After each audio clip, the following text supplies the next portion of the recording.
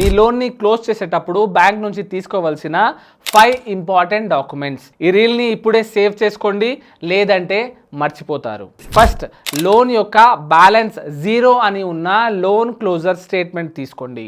NOC certificate, ఇది ఒక loan క్లోజర్కి proof, దీన్ని తీసుకోండి.